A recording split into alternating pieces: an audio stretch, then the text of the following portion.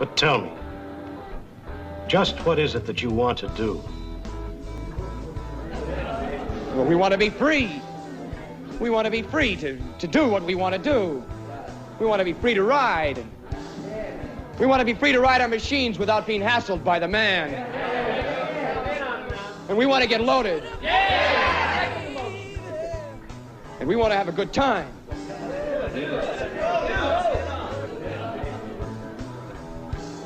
And that's what we're going to do. We're going to have a good time. We're going to have a party.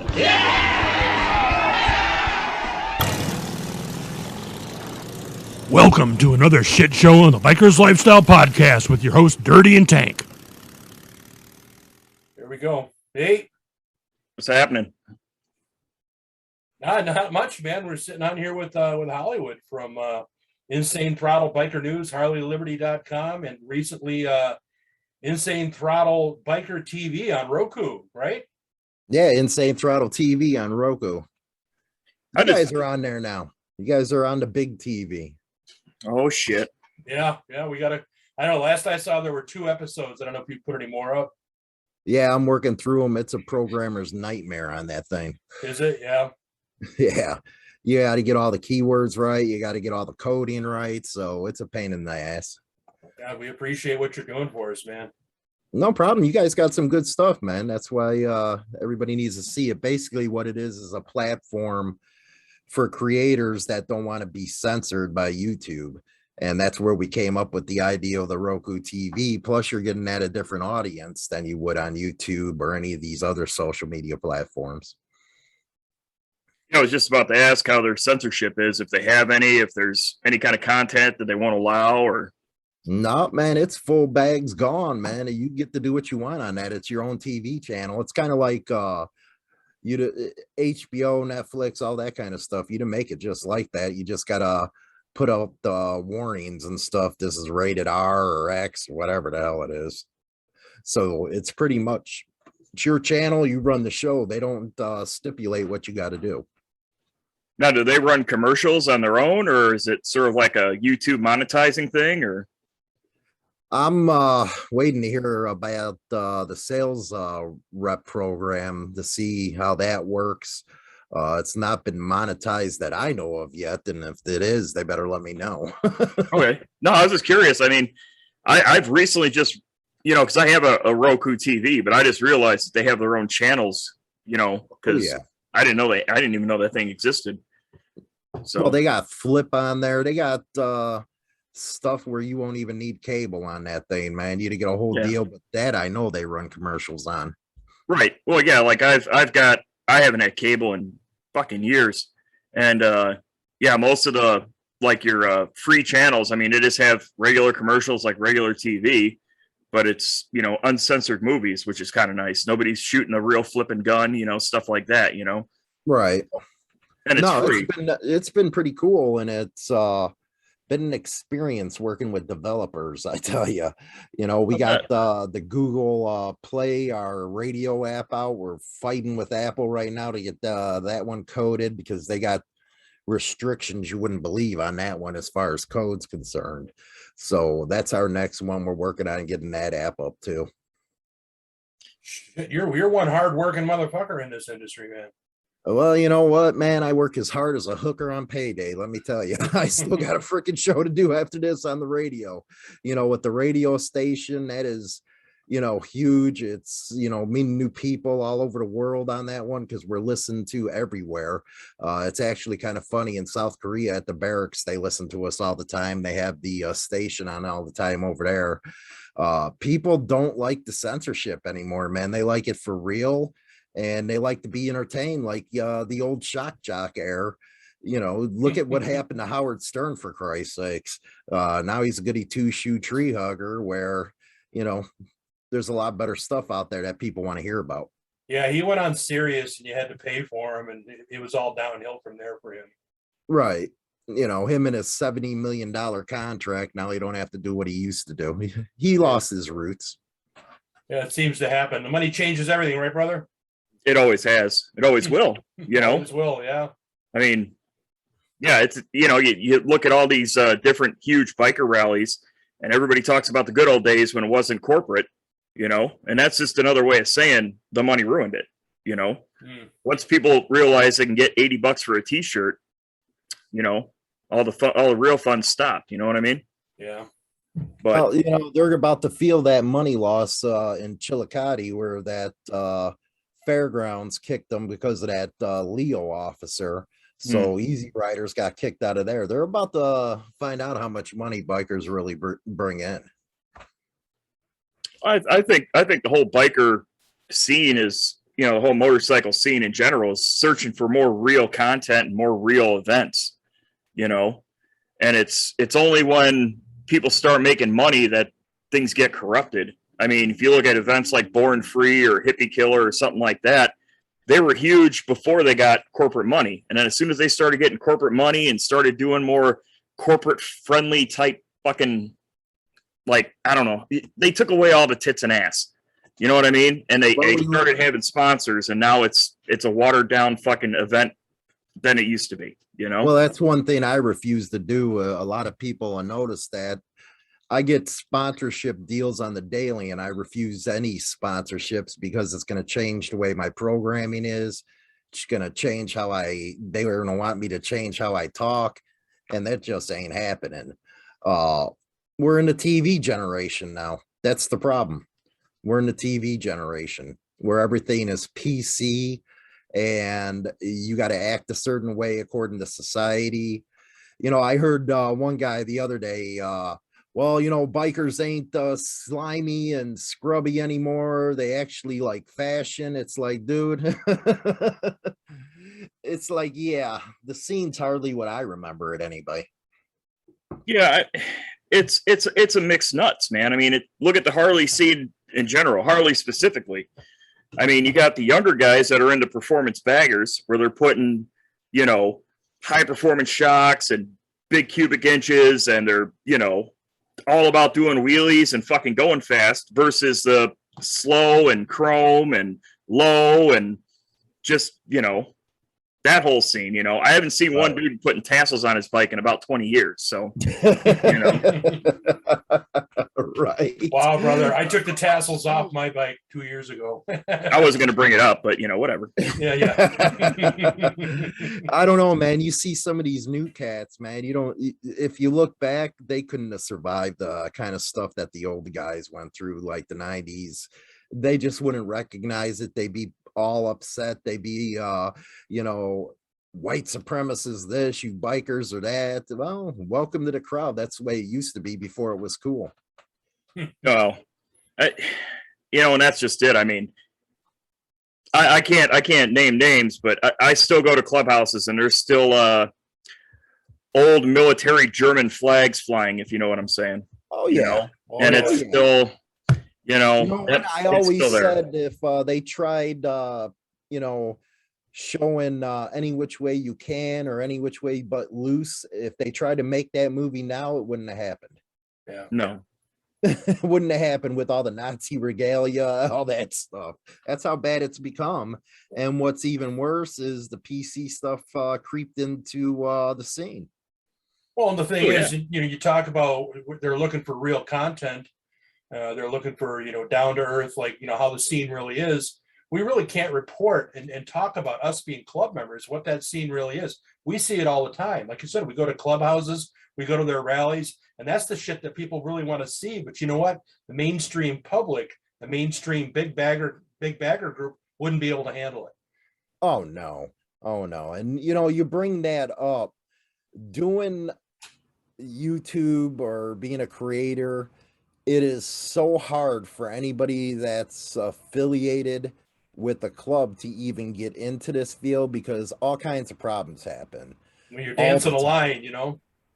Well, yeah, you know, like me, I just recently left a club that I can't talk about, but it came to, you know, the type of stuff that I do. I got to make my living. I report on news, and that can't mesh with, you know, them. And I'm still real great with them, but I came to that understanding that, hey, I make money. There's the bylaws. There's no in between. And a lot of guys that are creators that are in clubs are finding that type of stuff out. What really surprises me is you'll have people cry and whine about some of the stuff that's being talked about on the internet, but then you run over to TikTok and you got freaking regionals, you got VPs, chapter presidents, all on TikTok. And that right there is kind of foreign to me because that never happened. I'm one of them guys, and I actually do a video tomorrow about this where, you know, because people ask me, well, why are you trying to discourage people from joining clubs? Well, I'm sinister. I got a sinister deal behind me. And the reason why I do it is if you got to go to the internet and if you got to go to some dumbass like me to get advice on how to join a club, you don't need to be around one. You're just going to waste the club's time. So that I use reverse psychology. Okay.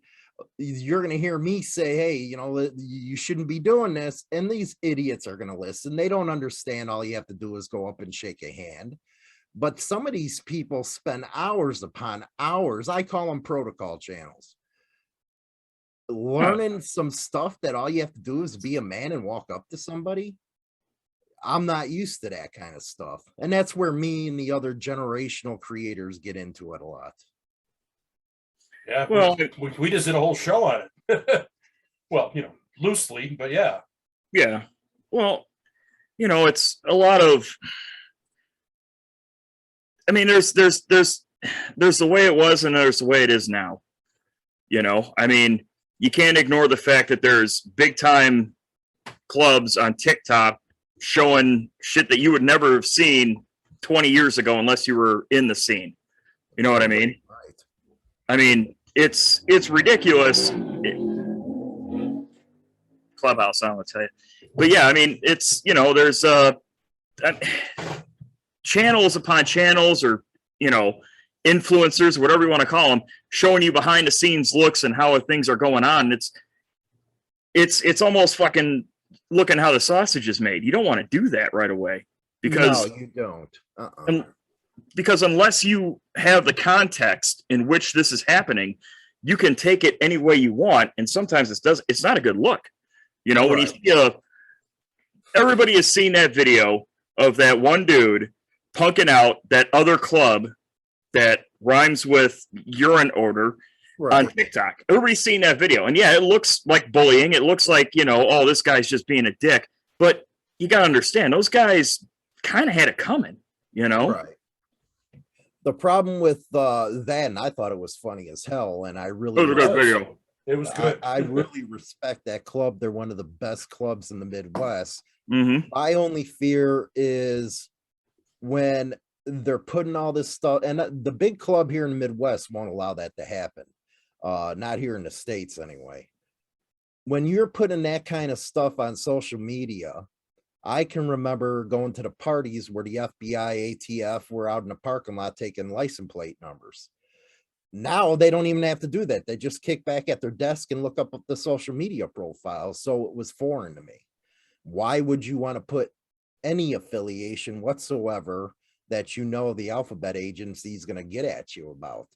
And that's one of the big disagreements that I have with one specific creator. He's out there putting all kinds of pictures of these club members up.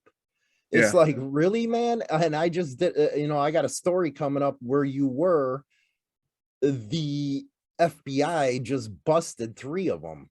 And it wasn't that hard because you got the shit all over the place. Yep. So, yeah, things have really changed. And it is, I guess the older guys are probably told us that the same way. It was different.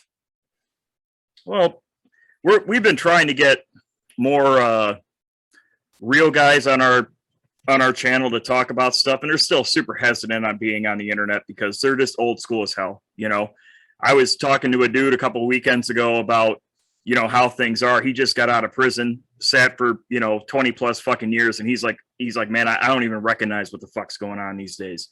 You know, he's like, man, everybody's got a fucking smartphone. Everybody's out there fucking putting their shit out there. He's like, man, I don't trust it. You know, that's just another way to get fucking busted. And I'm like, no, I hear you, man, but that's just the way the shit works now. Right. You know? I mean, hell, I mean, there's big 1%er clubs with Facebook fucking pages that talk about everything that they fucking do, which is just unheard of, you know, but it happens. And that's you know? why, you know, it's easy to knock down the door. You know Yeah. what I mean? But that's the way they run their stuff. That's the way they want to do it. But at the same time, you can't come after, because they do, you know, mostly actually it's these guys that haven't been around a long time. You know, I see a lot of these creators, they haven't been around the club scene more than 5 years. They never really, you know, come on, for Christ's sake, one went around claiming he's a 1%er from a club that started it with a bunch of cops and COs. Everybody knows who I'm talking about. Yeah. So if that's a 1%er, it's like, okay, you know, why don't you visit Chicago in 1990s and see what was up, you know? But then to go out like you're some kind of expert, these people fall for that crap.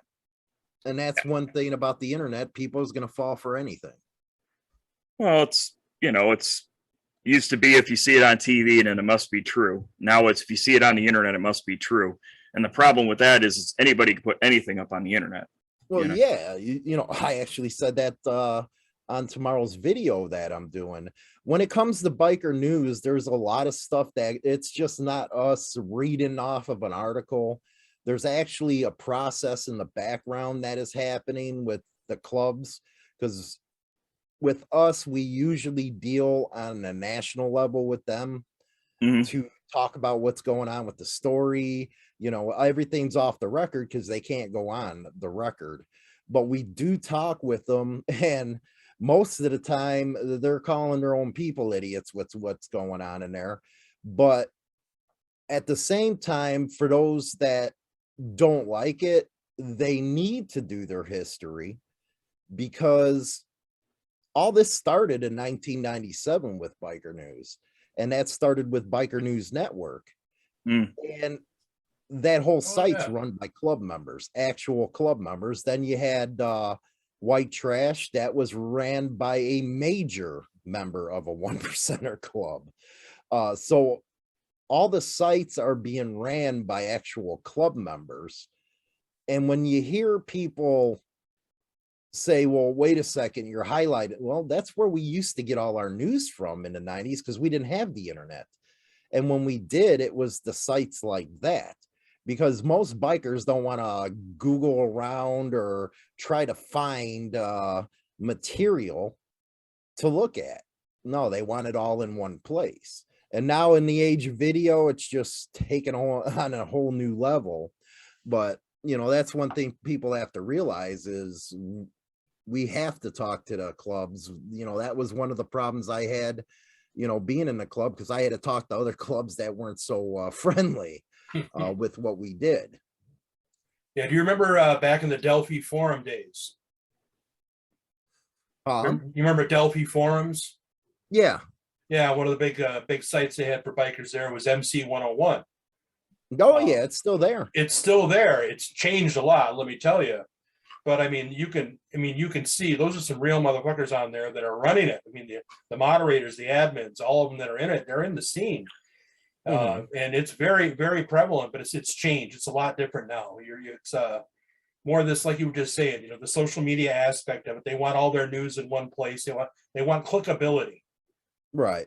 You know, they want to, well, you know what, click through to all stories. In that Big Bone 1% from the round table actually brought up, if it bleeds, it leads. And what a lot of people don't understand, because you got this one guy out there, well, it don't happen every day. Well, you got to realize that Insane Throttle is a worldwide publication. It's just not I know us in the United States want to think we're the best, or, you know, we're the top dogs, but worldwide, especially Oz right now, Oz is crazy.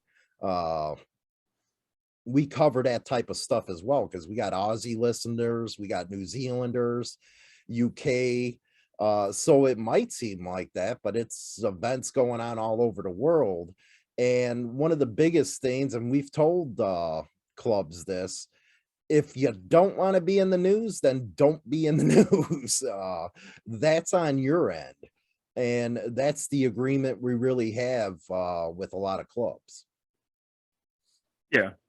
I mean, it's, you know, it's like that thing that happened down in Florida on the highway, you know, stuff like that. It shouldn't happen, you know, and if people get mad that you talk about it, or people think that it shouldn't be reported on, it's like, you're just fooling yourself. You almost have to report on it so you can almost kind of pull back the layers of the onion. You know, that's not every motorcycle club. You know, we're not all shooting at each other. I mean, that's not the norm, because the general public is going to believe that's the norm.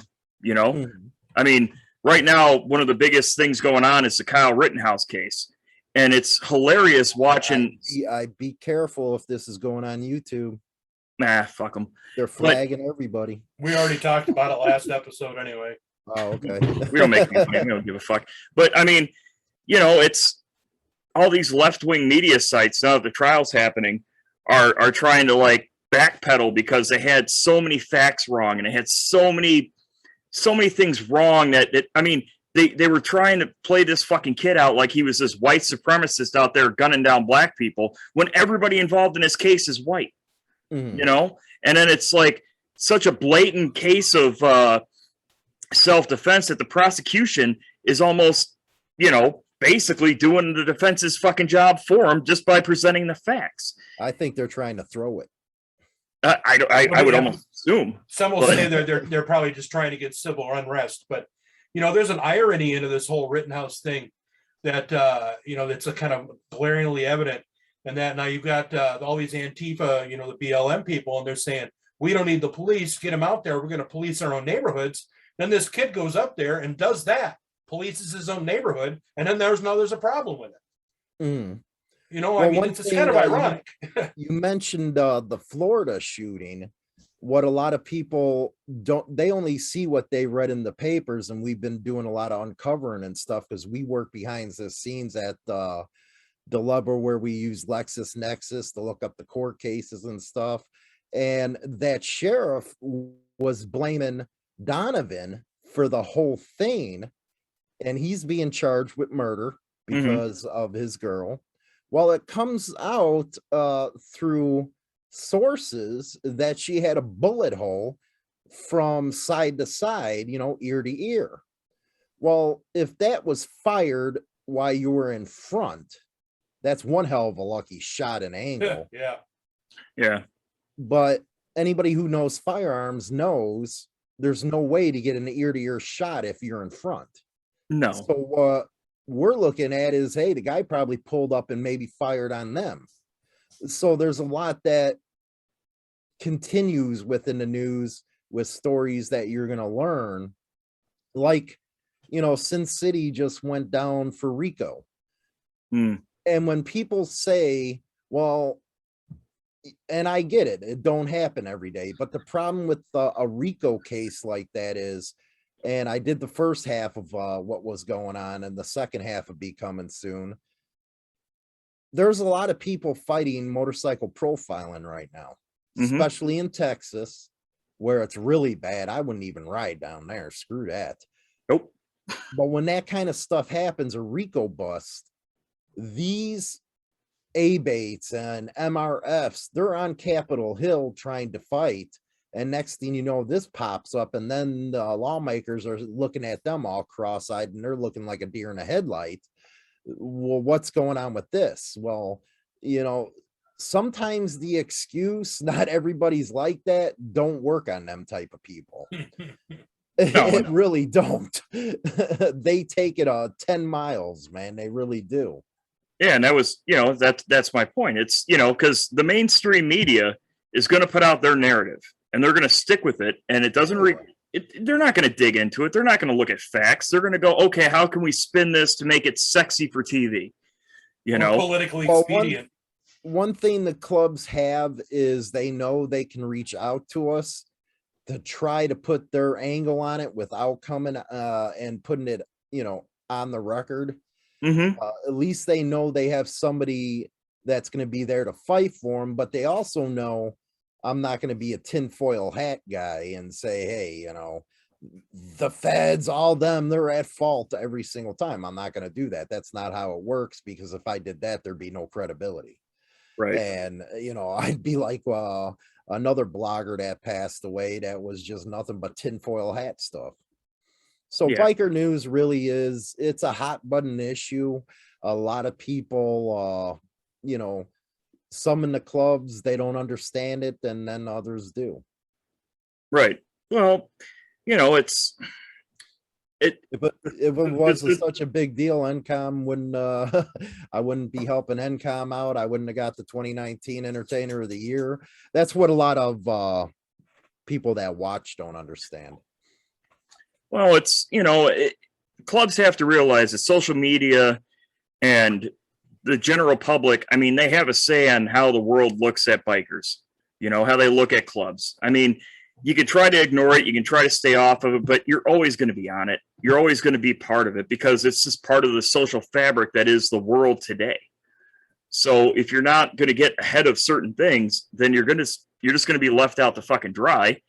And, you know, I mean, I've heard Black Dragon say, you know, hey, you know, we got to have somewhat of a publicity out there, because the same people that are going to be on a jury or voting on certain laws are looking at us in only one narrative that's been given by the fucking media, that's going to villainize us and, you know, sensationalize us. And we need a voice, you know? Well, yeah, a public relations officer is what he talks about all the time. Right.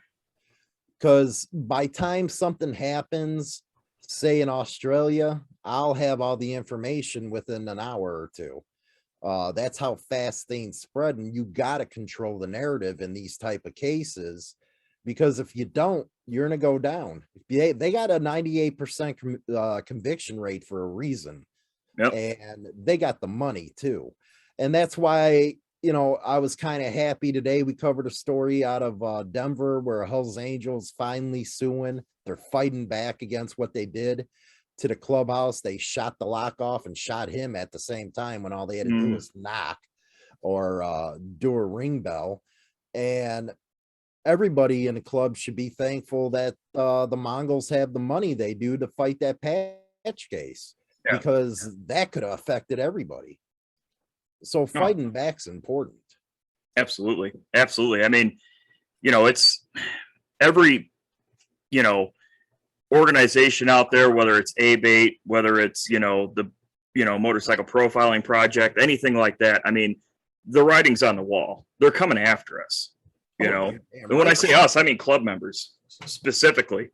Well, and when that's where I have to disagree. And there's a misconception. If you look at MPP with the profiling, and I think Shaggy talked about this, it's actually independent bikers that are the ones that are pulled over more than clubbers.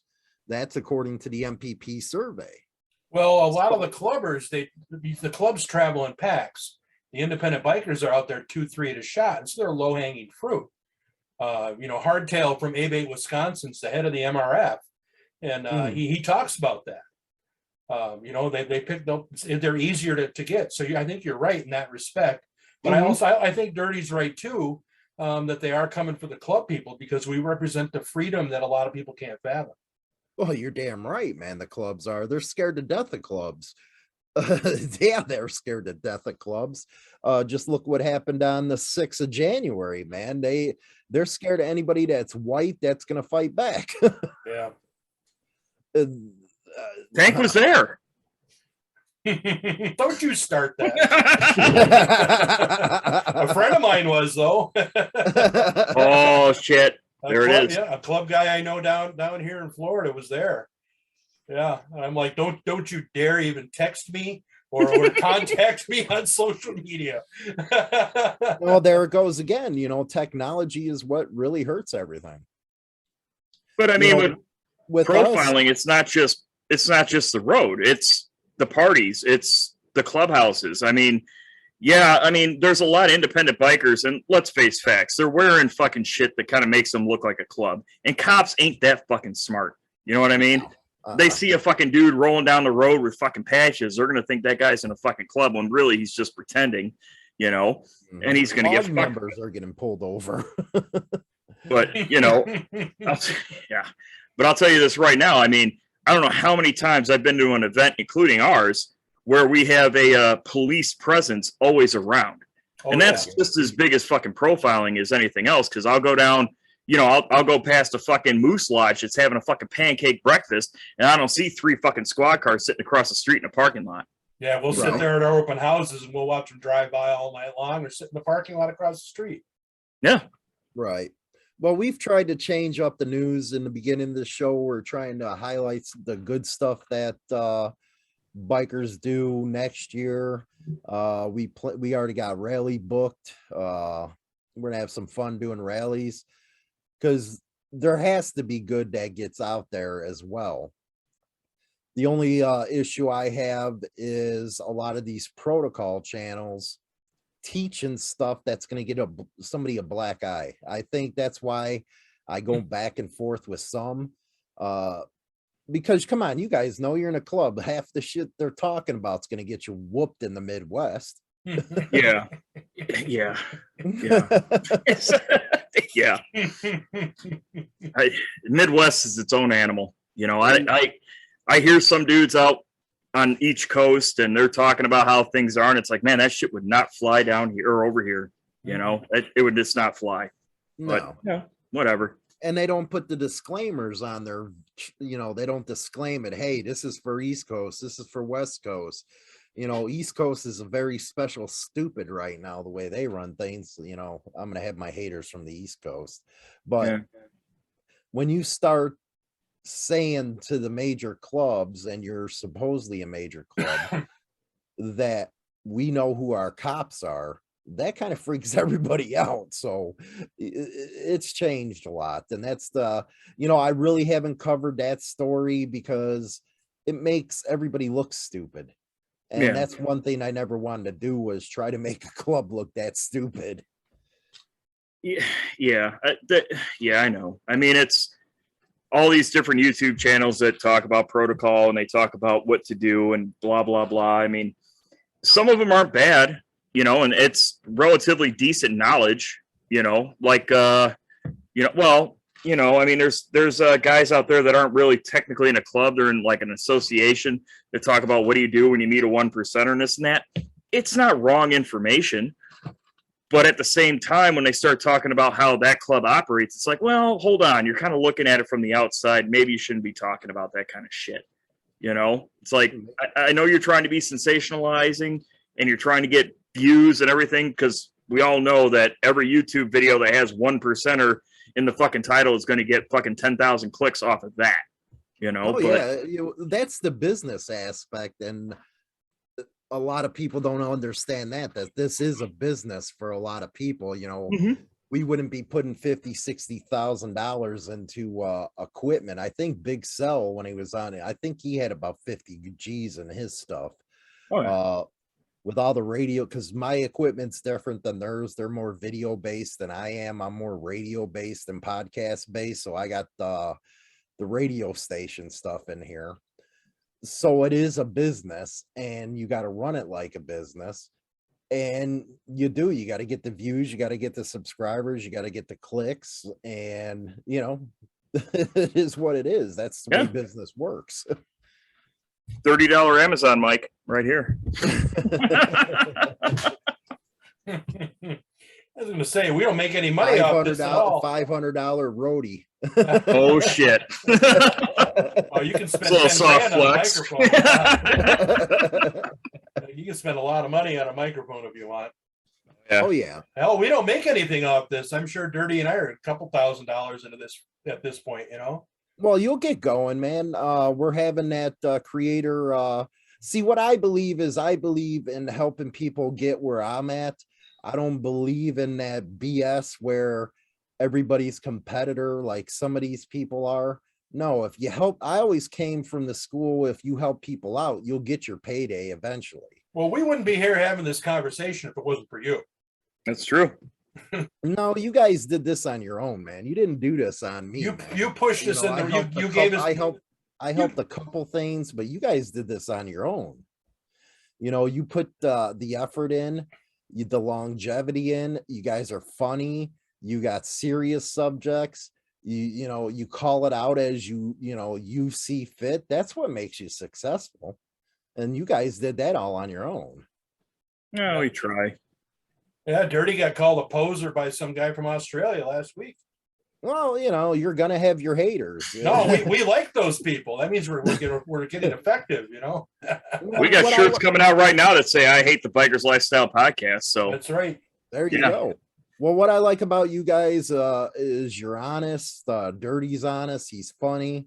Yeah, you guys even take shots at me, and I think it's like, you know what, at least we got a damn debate going. At least we're talking and we're helping each other. We handle it like men.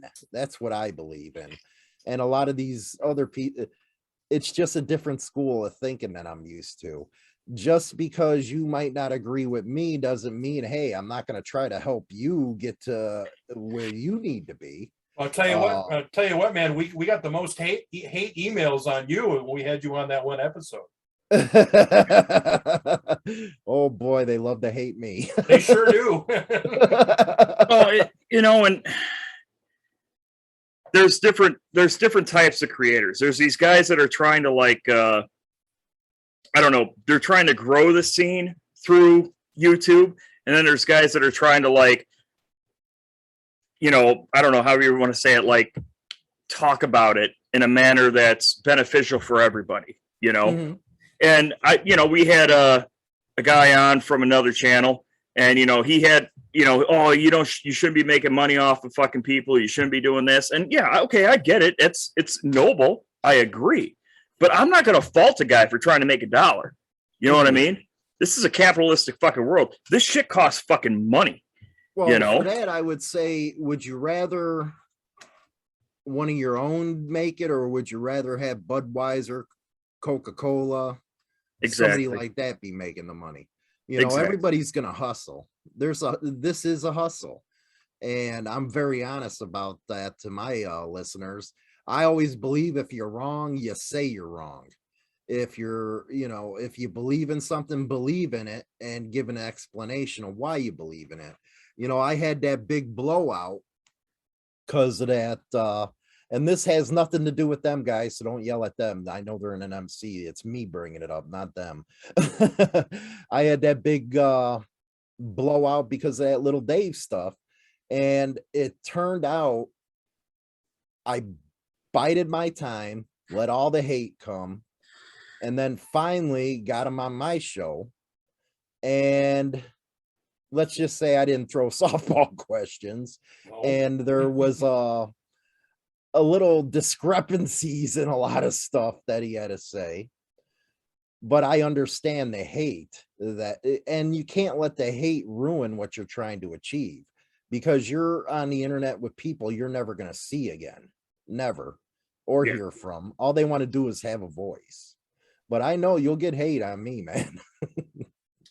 We get hate on just about anybody, really. It's kind of strange, I mean, we've had no, it isn't, because in today's time they're all PC and you guys ain't PC. Well, you guys are not tree huggers. They don't like that. It's amazing. I mean, either we're not hardcore enough or we're too hardcore. We'll get guys that talking about how we shouldn't be objectifying women, and it's bullshit that we're fucking having half naked. What do half naked girls have to do with motorcycles? Really? Everything. And you wouldn't have had any fun in the 90s or the 80s or 70s, you Tinkerbells. That's what I would have said. Yeah. And I always say on my morning show, because I know what you're talking about, I said, you know what? You're over here, God Almighty, like you're the, king this and king that, saying your morality this, morality that. But if I put a nice 25-year-old blonde on her knees right in front of you, you're not going to tell me you ain't going to unzip. So don't try that crap on me. Exactly. Yeah, I mean,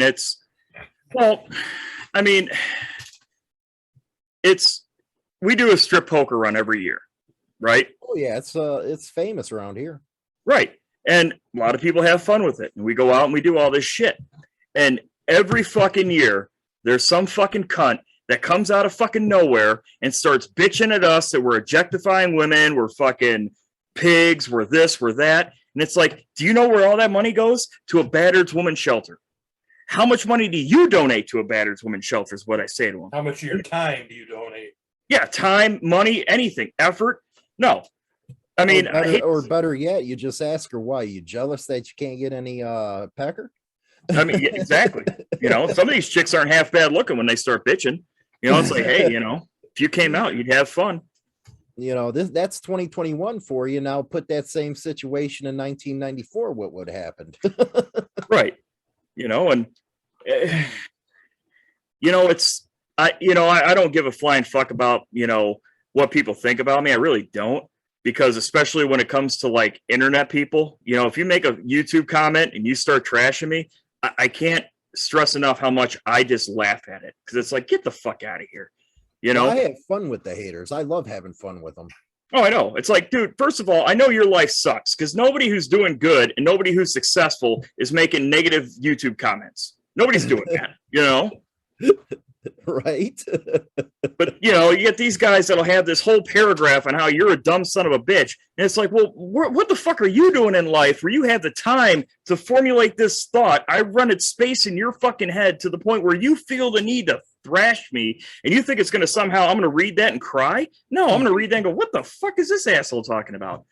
And then I'll just make some smart ass comment to try to fucking push them over the edge, and maybe they fucking jump off a building. I don't fucking Well, one of the things we're teaching in this seminar is about haters. You got to have a thick skin in this business. You really do, because they're gonna say all kinds of stuff that's going to come out of left field, and all you have to do at the end of the day is remember, well, their opinion don't matter any damn way.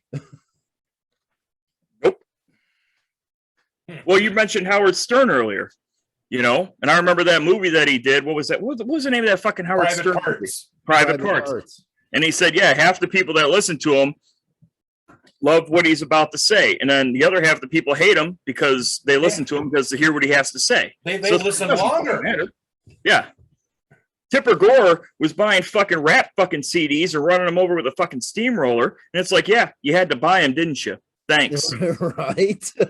All the haters. Well, my morning show with China Dolls, where we really get shock jock rated X type of steel going on, that's where my real hate mail comes in, is from that, how, you know, how I talk about women and, you know, my viewpoints on them. Yeah, I know where you come from on that. Yeah. But the TV generation's going to have to, you know, one of these days they'll understand that's just the way a lot of us came up in the scene, man. We had freaking Vietnam vets teaching us, for Christ's sakes. We screwed up and didn't teach the other ones the right way. No, it's true. I mean, we blame ourselves, I suppose. But I mean, you know, these guys that are, you know, I had a fucking dude in a motorcycle club bitch me out on the internet about me saying how women shouldn't wear a 3-piece patch. Hell no, they shouldn't. This guy went on, I mean, he was getting to the point where he was threatening me. And it's like, dude, what are you going to send? Like 3 fucking chicks to come kick my ass? It's not going to work. You know?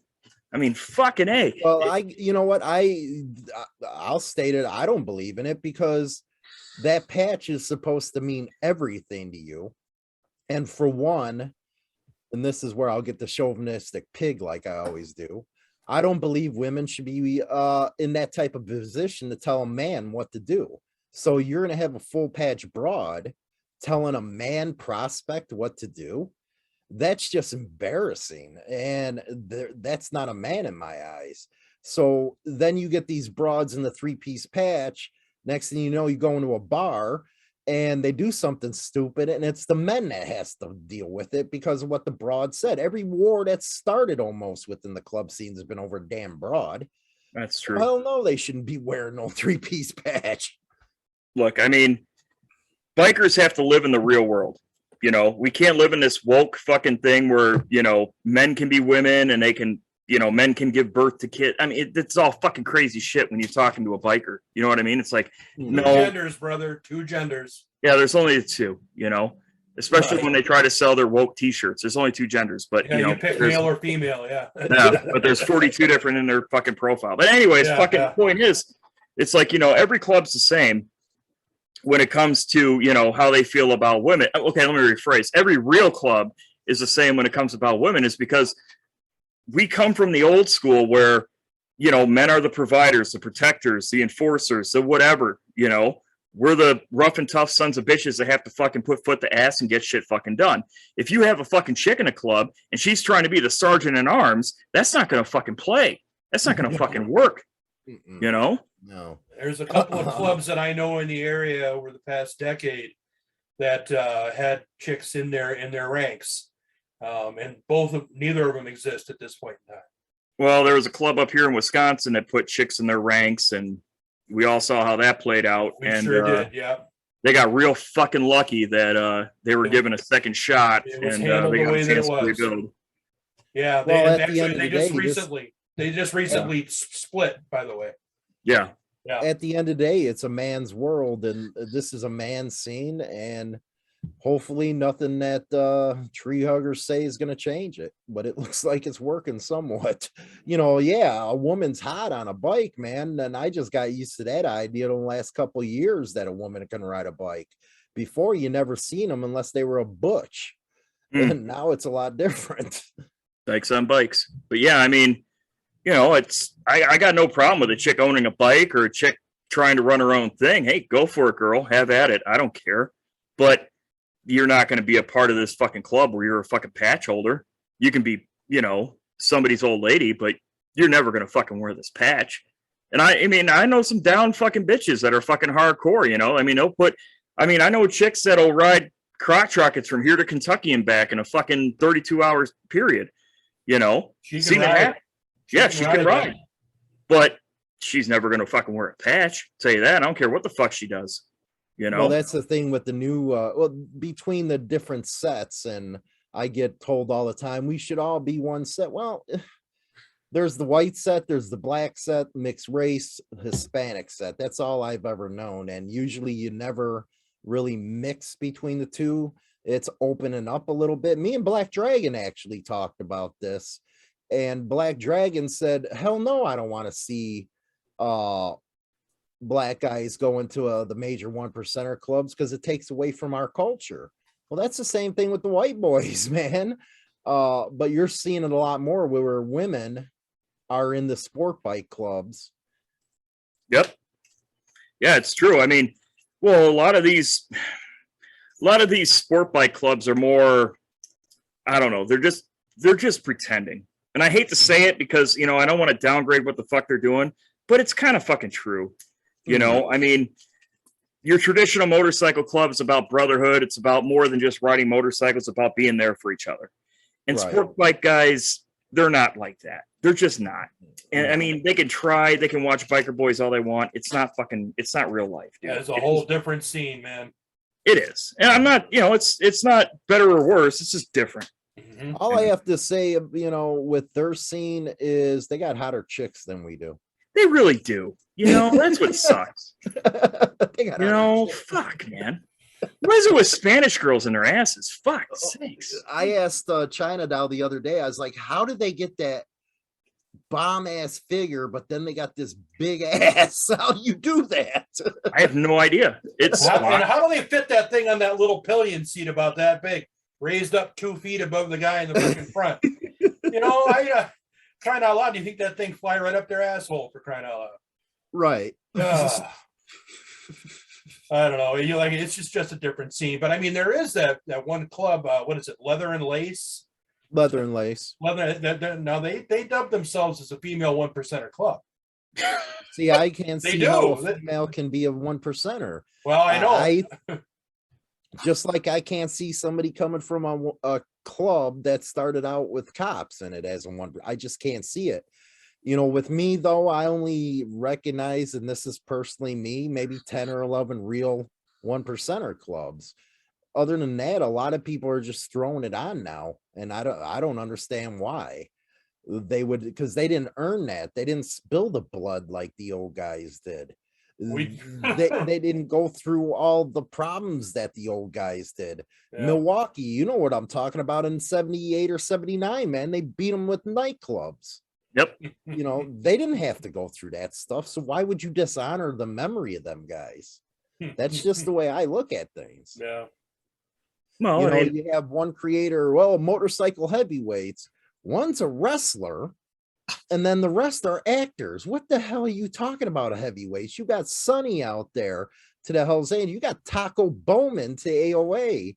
You got J.R. Reed to the Sons of Silence. You got Wino Willie from the Booze Fighters, but you put on Patrick on there. Yeah, he was a Terminator, and he plays in Sons of Anarchy. How do you that? Those ain't a motorcycle heavyweights. I think that's where my generational thing comes in.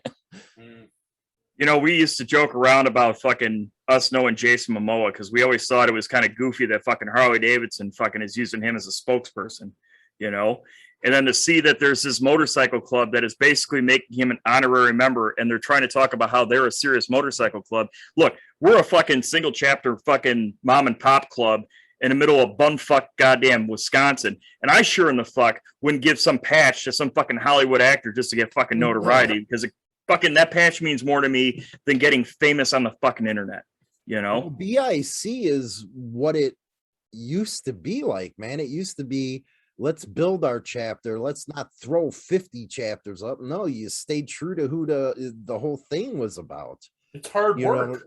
It is, yeah. It's hard work, man. They want to pop these clubs up off the internet and let's start 50 chapters all over the place. That's not how I remember it working. I remember it was just your one club.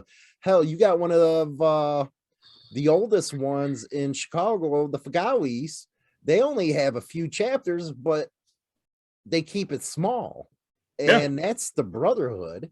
How are you going to get Brotherhood where you don't even know the guy you're giving your crap to?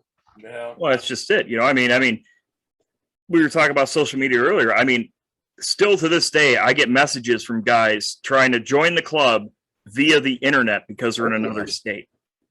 It's like, no, dude, that's not how this works, man.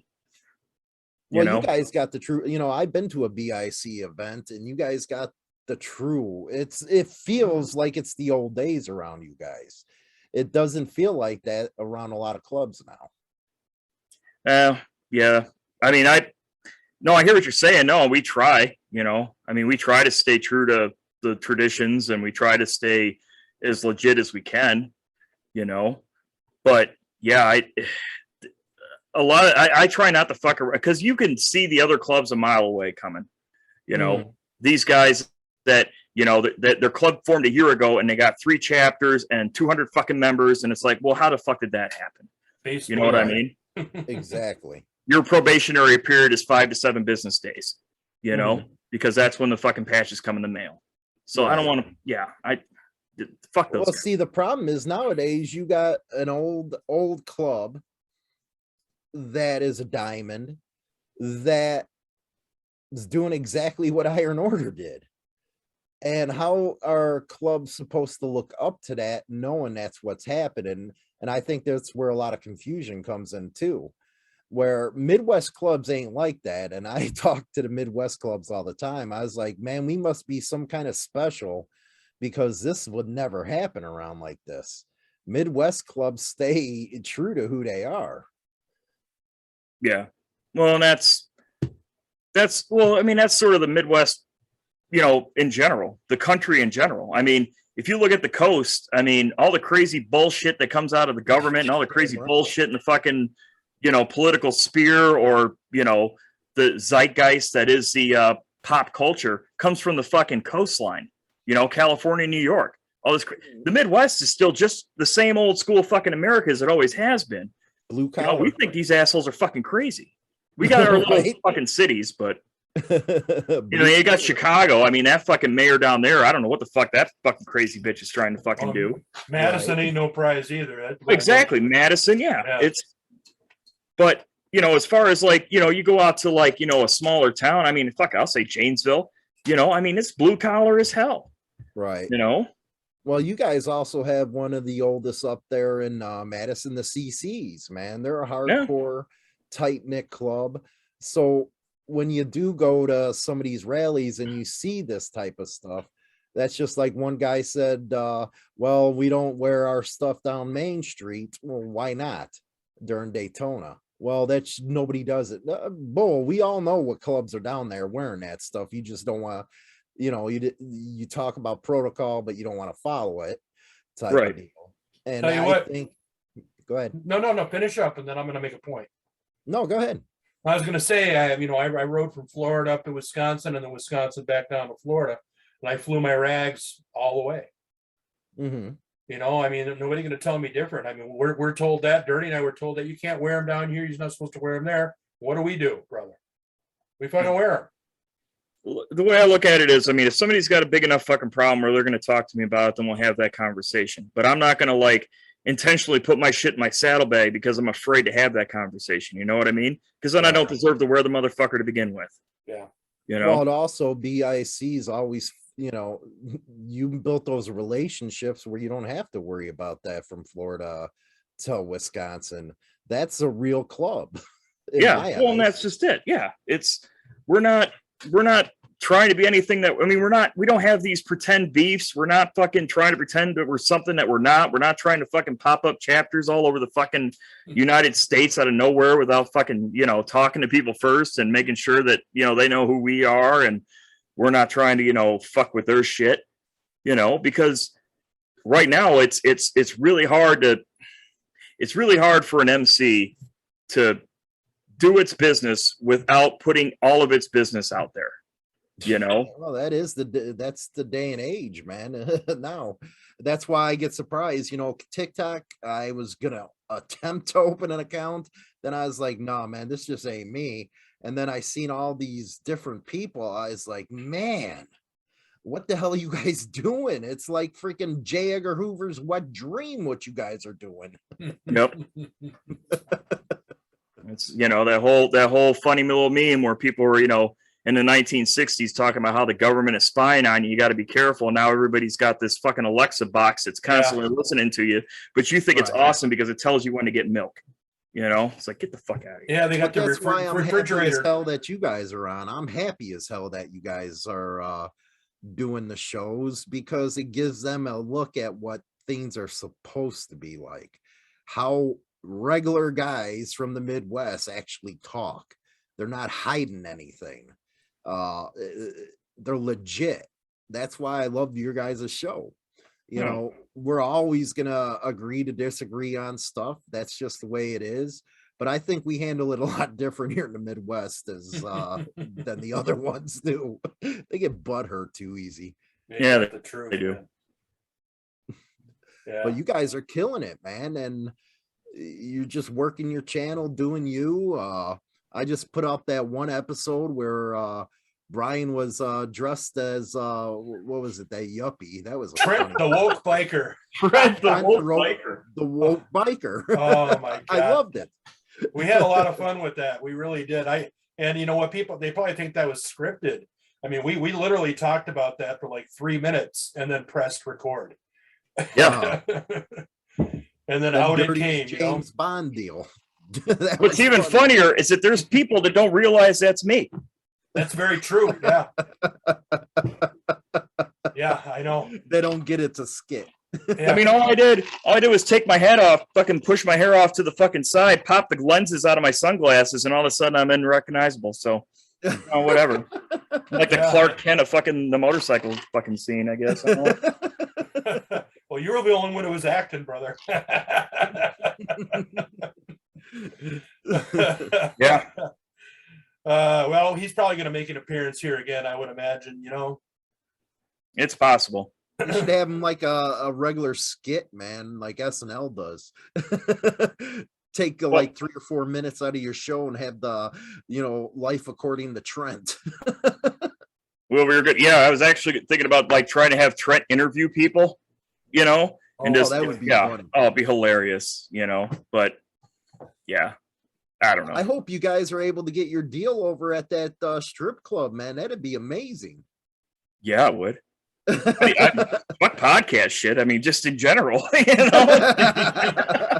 It was like we had our own studio there. It was kind of cool. Yeah. Well, we actually we're working on a series for the Roku TV. We're waiting to hear back on a reality deal where, you go around strip club to strip club, get bikers and broads is what it's probably going to be called. We're going to wait on that, see what how they want to do it. But we got that on the plate too. Well, YouTube, they had some issues with that video. Because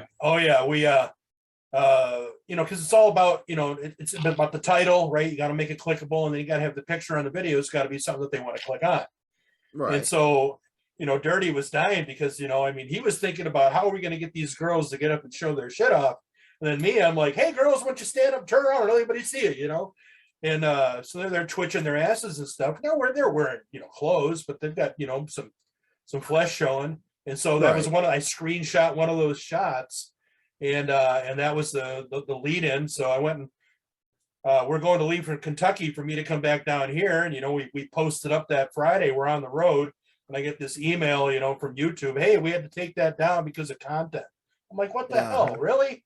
I mean, come on, everybody had their clothes on. And meanwhile, send it over to me, dude. I'll put it on Roku for you. Meanwhile, with me being, I'm into fishing, as you know, I do the custom fishing rod stuff. And one of the biggest fishing channels is called Bombshell Fishing here in Florida. And this girl literally, she wears thong bikinis and goes fishing. Now that's a quality television, right? So I mean, every single one of her videos leading is showing the exact same things that the girls in the strip club have, because I had strip club in the friggin' title, suddenly now it's bad. Take it down. That's objectifying women. Yeah, but when she's fishing, it's okay. Right. Yeah, I just don't get it, man. I just don't get it. But that's some quality pro. If you ever get Bombshell Fishing out of Tampa, I highly recommend it. Some quality fishing channel. Well, that's why I tell all the creators, don't put all your eggs in the YouTube basket. You got to get all different type of platforms. Odyssey's a good one. BitChute's a good one where they don't do that type of stuff. Popeye and OG from Texas Biker Radio, they've got removed I don't know how many times on YouTube, but now they use Rumble. You got to go to the platforms that you're not going to get quieted down. If you ever watch my original stuff, you'll see how much the show has changed on YouTube, where it used to be outlandish. Now you got to tone it down for YouTube, but then you got your own material where, like a Roku, I'm only, videos that I only release on there because I know damn well YouTube will hit me. So you don't put your eggs in one basket.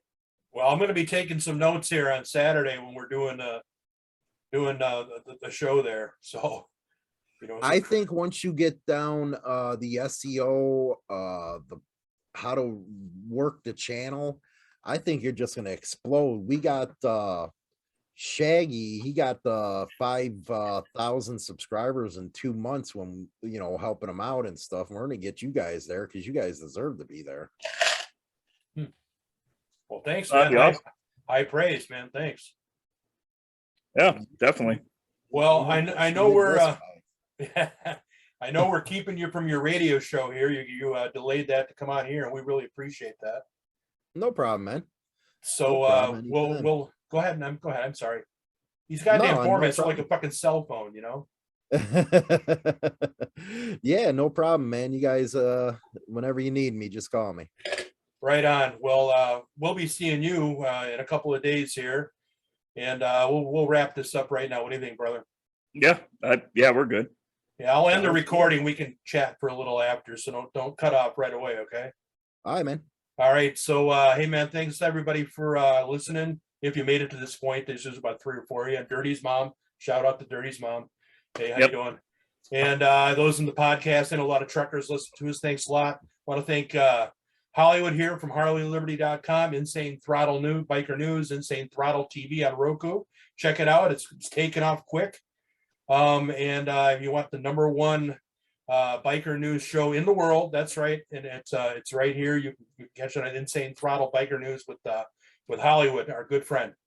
And everybody, keep in mind the most dangerous part on your motorcycle is the nut that connects the seat to the fucking handlebars. Peace. Yep.